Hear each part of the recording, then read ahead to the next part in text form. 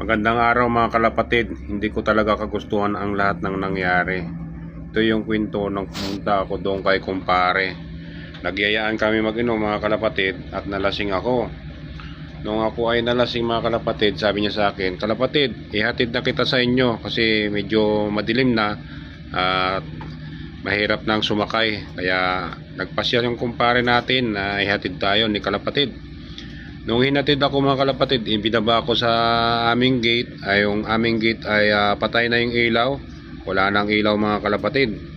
Kinatok ko yung pinto. Ang hindi ko alam mga kalapatid ay yung aming katulong ang nagbukas ng pinto mga kalapatid.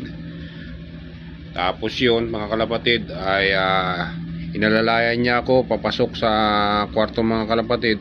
Hindi ko na alam mga kalapatid ay sa kwarto pala ng katulong ako ipinasok mga kalapatid. Kaya kinabukasan ay nagtatanong ang aking asawa kung saan daw ako natulog. Kaya ayun mga kalapatid, part 2.